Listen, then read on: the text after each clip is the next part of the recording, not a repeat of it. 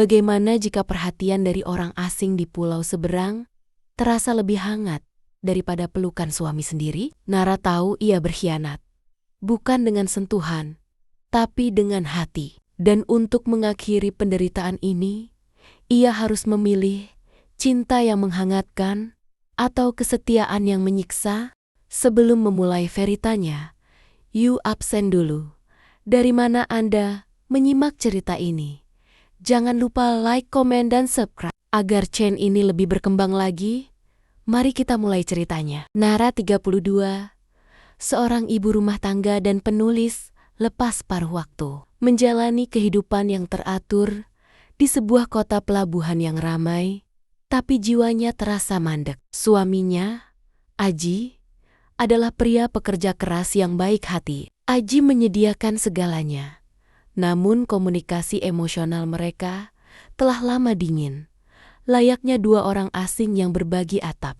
3 tahun lalu, Nara bergabung dengan sebuah forum daring tentang kritik sastra. Di sana, ia bertemu dengan Rian 34, seorang arsitek dari pulau yang sangat jauh, terpisah oleh selat dan ratusan mil. Awalnya, interaksi mereka murni profesional dan intelektual. Mereka mendiskusikan kamu, menganalisis puisi Rendra, dan saling mengkritik tulisan. Rian memanggil Nara sang pemberi cahaya karena pandangan-pandangannya yang tajam. Nara memanggil Rian tuan jarak jauh karena ia selalu bisa menemukan sudut pandang yang luas. Pertukaran pesan itu perlahan meluncur ke ranah pribadi. Rian, 21, banding 00 WIB. Aku baru saja menyelesaikan sketsa proyekku. Melelahkan. Tapi aku ingat kata-katamu tentang seni dalam perjuangan. Terima kasih. Terima kasih. Nara 21 banding 05 WIB. Pekerjaanmu adalah warisanmu. Jangan lelah. Jangan lelah. Aku yakin arsitektur yang kamu buat akan menjadi napas baru bagi kota itu. Rian, 21 banding 10 WIB. Kamu selalu tahu cara membuat bebannya terasa ringan. Bagaimana denganmu? Apa yang sedang kamu tulis? Jangan bilang kamu hanya membuatkan Aji kopi lagi. Pertanyaan terakhir itu, yang menyebut nama suaminya dengan nada ringan, selalu membuat Nara merasa tercekat. Rian tahu, Nara sudah menikah. Mereka menetapkan batas. Tidak ada rayuan. Tidak ada kata cinta. Mereka hanya saling memberi motivasi dan perhatian yang hilang dalam kehidupan nyata Nara. Hubungan itu menjadi rutinitas. Pagi buta, ketika Aji masih terlelap, Nara akan menerima pesan penyemangat dari Rian 04 banding 30 WIB. Selamat pagi, pejuang pulau. Ingat, hari ini adalah kesempatanmu untuk lebih bahagia dari kemarin. Jangan biarkan hatimu membeku. Senyum sedikit. Perhatian ini adalah oksigen. Rian adalah orang yang melihat Nara sebagai Nara, bukan sebagai istri Aji atau ibu rumah tangga. Ia melihat gairah menulis dan ambisi yang selama ini tertekan. Namun, setiap senyuman yang timbul karena pesan Rian dibayar mahal oleh rasa bersalah yang menggerogoti. Suatu sore, Aji memberinya seuntai kalung. Aku tahu kita jarang bicara, Ra. Tapi aku sayang kamu. Maaf kalau aku sibuk. Nara memeluk Aji. Air mata menggenang. Ia merasa seperti penjahat yang menerima hadiah dari korbannya. Aku berbohong, Aji. Jerit hatinya. Aku adalah istri yang duduk di sampingmu. Tapi jiwaku sedang menyeberangi lautan menuju pria lain. Ia mulai sering menghindari sentuhan Aji malam-malam yang dingin. Ia menghabiskan waktu berjam-jam di balkon, mendengarkan Rian bercerita tentang bintang-bintang di pulau seberang. Mereka berbicara tentang masa depan, impian, dan ketakutan, semua hal yang tak pernah ia bahas dengan suaminya. Ketidakbertemuannya justru membuat hubungan ini semakin mematikan. Karena tidak ada kontak fisik, Nara merasionalisasi. Ini hanya emosi. Ini bukan pengkhianatan fisik, tapi ia tahu. Pengkhianatan emosional jauh lebih dalam.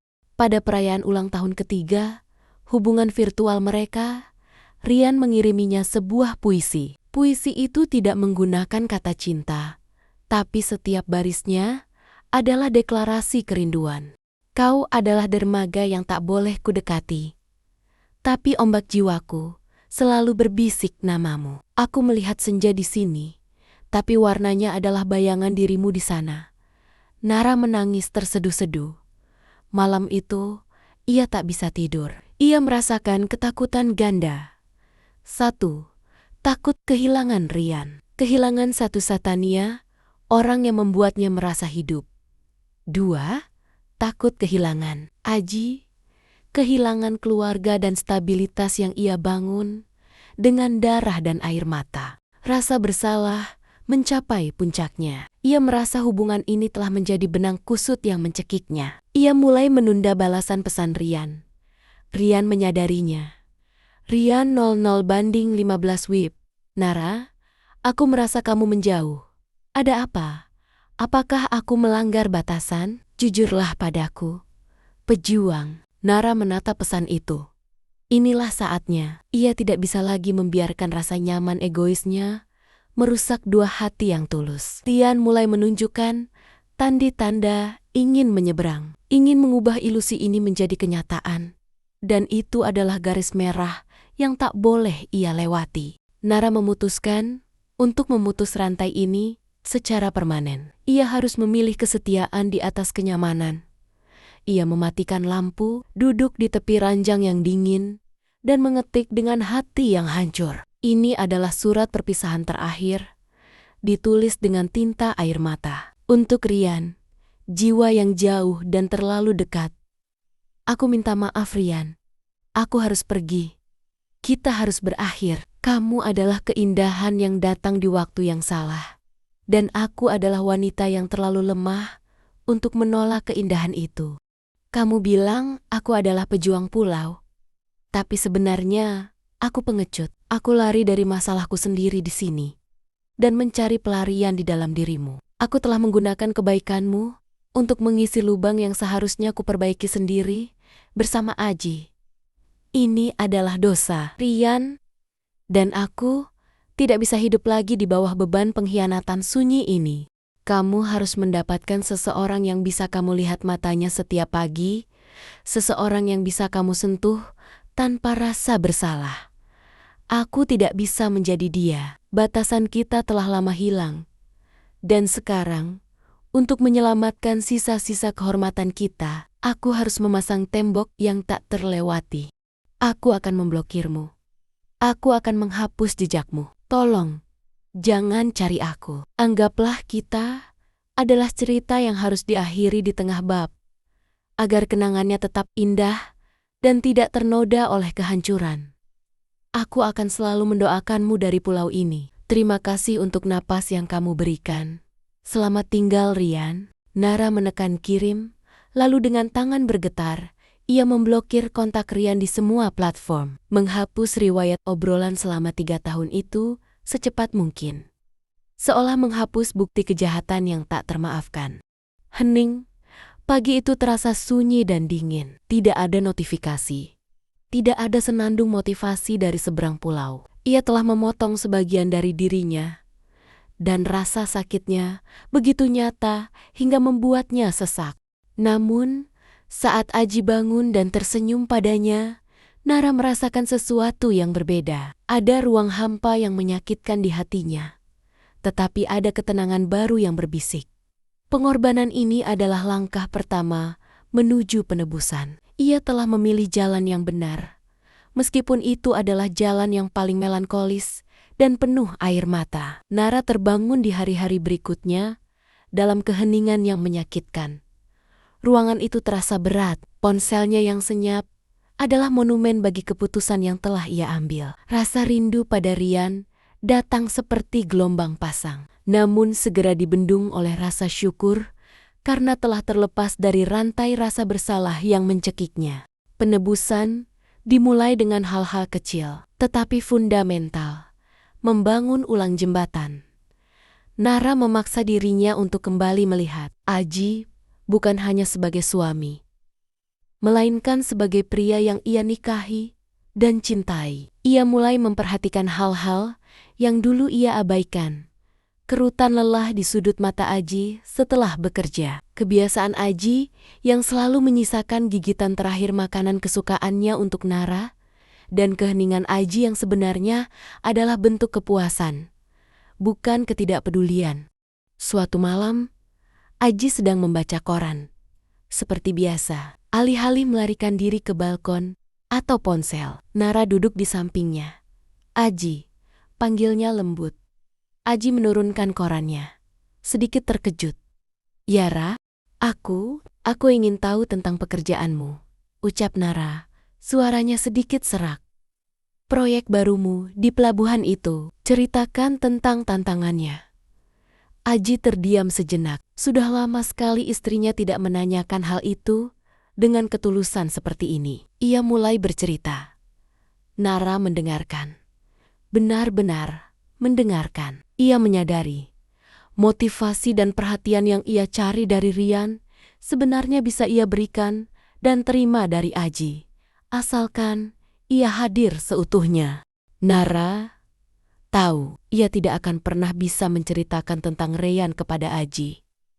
Pengakuan itu hanya akan menghancurkan segalanya. Penebusannya harus berupa tindakan, bukan kata-kata. Ia mulai merawat Aji dengan perhatian yang intens. Ia menyiapkan makanan kesukaan Aji, mengatur meja kerja Aji, dan yang terpenting, ia mulai menatap mata Aji saat mereka berbicara. Tidak lagi menghindari pandangan suaminya. Aji merasakan perubahan itu. Perubahan itu datang tanpa penjelasan, tapi terasa hangat. "Kamu terlihat lebih tenang akhir-akhir ini," kata Aji. Saat mereka duduk di sofa, Nara menyandarkan kepalanya di bahu Aji. Air mata mendesak keluar, tapi ia menahannya. Air mata itu adalah kesedihan karena kehilangan Rian, sekaligus penyesalan mendalam terhadap Aji. "Aku hanya kembali, Ji," bisik Nara. "Aku sadar bahwa tempatku, hatiku, ada di sini. Maaf jika aku pernah terasa jauh." Aji memeluknya erat. "Tidak apa-apa, Ra. Yang penting kamu kembali. Aku di sini." Selalu kata-kata Aji yang tulus itu justru menghancurkan pertahanan Nara. Ia menangis, bukan tangisan kerinduan, melainkan tangisan pelepasan dan penyesalan. Aji mengira itu adalah beban pekerjaan.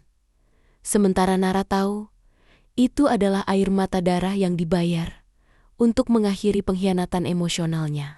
Beberapa bulan kemudian, Nara menemukan dirinya sudah jarang memikirkan Rian. Luka itu belum sembuh total, tapi telah menjadi bekas luka yang ia terima sebagai pelajaran. Suatu pagi, Nara kembali menulis. Kali ini bukan untuk proyeknya, melainkan sebuah surat yang ia tahu tidak akan pernah ia kirim. Ditujukan kepada Rian. Ini adalah penutup terakhir bagi bab yang terkunci rapat. "Rian, pulau ini telah kembali damai. Ombak di sini tenang. Aku telah menemukan jalanku kembali ke cahaya. Dan cahaya itu bukan kamu, melainkan janji yang pernah kubuat. Aku harap kamu juga sudah menemukan damai, bahwa kamu telah menghapus nomorku dan hatimu telah sembuh." Kita adalah dua orang yang bertemu saat Somasema membutuhkan motivasi. Dan mungkin itulah takdir kita, hanya sebagai jembatan, bukan sebagai pelabuhan akhir. Terima kasih sudah membangunkanku, bukan sebagai kekasih, tapi sebagai manusia. Sekarang aku bisa melihat suamiku, Aji, dengan mata yang bersih. Ia pantas mendapatkan cinta seutuhnya. Dan aku sekarang mampu memberikannya. Perpisahan adalah penebusan, dan aku memilih untuk menjadi wanita yang tegar di pulau ini. Nara melipat surat itu, memasukkannya ke dalam sebuah kotak kecil di sudut laci, dan menguncinya. Itu adalah makam bagi hubungan mereka. Sebuah janji bahwa ia tidak akan pernah lagi mencari kenyamanan di luar janji pernikahannya. Ia berdiri, berjalan ke jendela. Mentari pagi menyinari wajahnya. Ia tersenyum, bukan senyum pedih, tapi senyum yang kuat. Ia telah kehilangan cinta yang terlarang, tetapi ia telah mendapatkan kembali harga diri dan kesetiaannya. Terima kasih sudah menonton sampai akhir. Jangan lupa like, komen, dan subscribe. Sampai jumpa di cerita berikutnya.